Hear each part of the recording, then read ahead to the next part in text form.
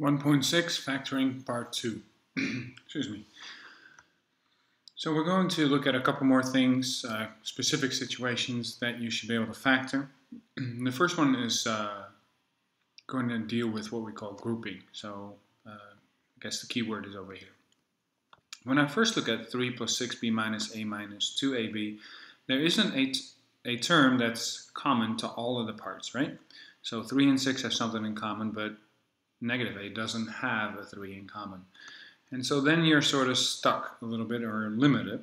And what you can try to do then is look for little groupings. So for example, 3 and 6 both have a 3 in common, right? So if I did 3 divided by 3 is 1, and 6 divided by 3 is 2. So I just took the 3 out of here. And then a negative a minus 2ab, well, the negative a is in common. And I usually try to take out negatives when I can anyway. It's easier to work with without the negatives in your factor term. So a negative a divided by negative a is 1. And the negative a out of here, so the a is gone, but the negative becomes a positive as well. So that leaves me plus 2b. And then you can see that, you know what? Now both of these have a 1 plus 2b in common. So if I take out 1 plus 2b, I'm left with 3 minus a. And we wrote this as a product. So it was factorable. So this is factoring by grouping. Sometimes it matters, but most of the times it does not. How should I say that? Sometimes it does matter how you do your groupings, but that's only dictated by the fact that you have to have something in common. So for example, if you put the 3 and the negative a together to begin with, because you saw that you had a plus 6b and a negative 2ab, and you say, well, 6 and 2 have something in common, and so do b and b, well then that should still work. So what do I get if I take out 6 and 2? So if I took out a 2 and I took out the b, 6 divided by 2 is 3, and b divided by b is 1, so that leaves you a 3 minus. The 2 is gone, the b is gone, so that leaves you just an a. And you can see I end up in the same spot. I'm going to do one little trick here. I'm going to have to say that that's 1 times 3 minus a. So now if 3 minus a comes out, because it's common to both parts, what are you left with? 1 plus 2b. So 1 plus 2b.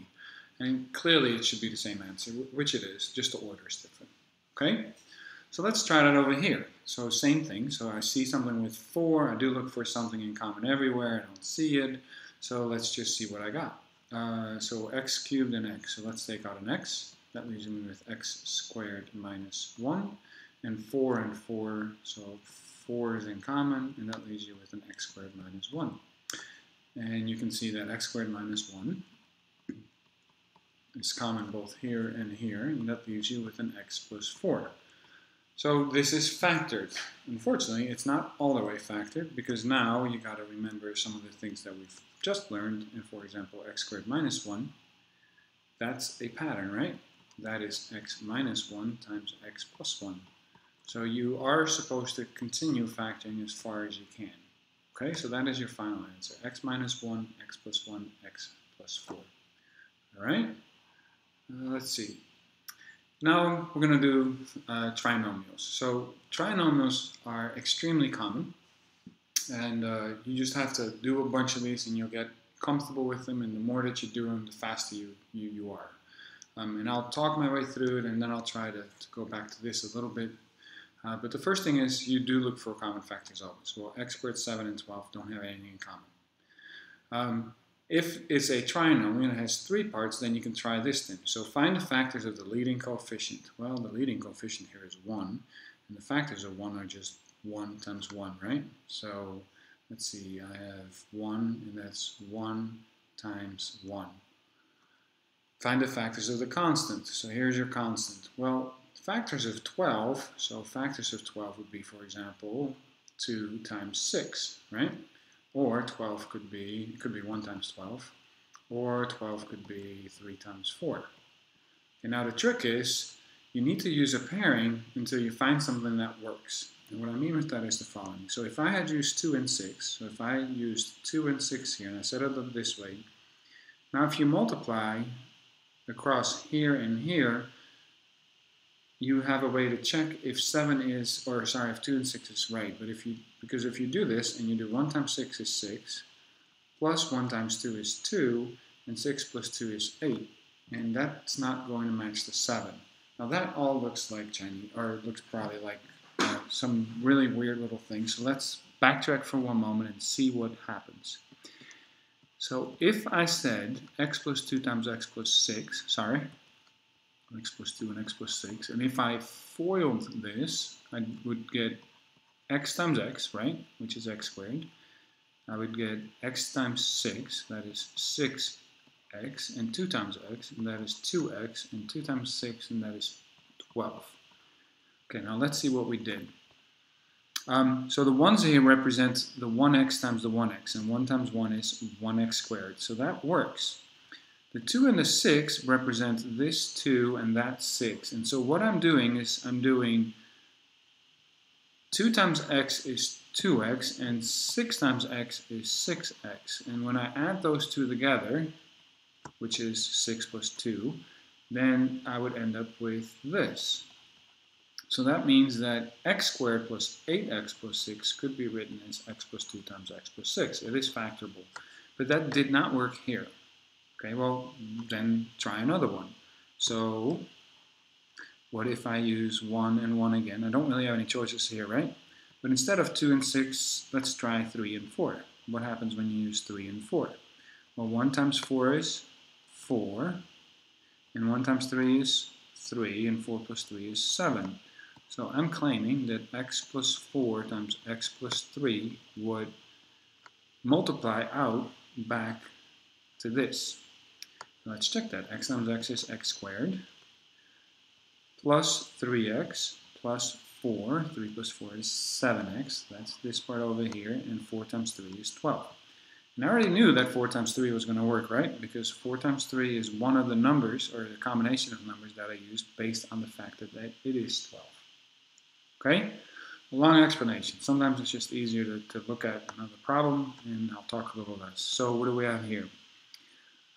X squared plus 12x minus 28. So 1. So the first two numbers are 1 and 1. Now I'm looking for numbers that multiply to negative 28.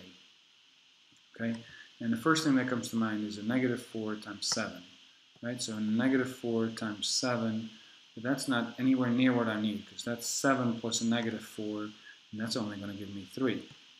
So I need definitely different numbers.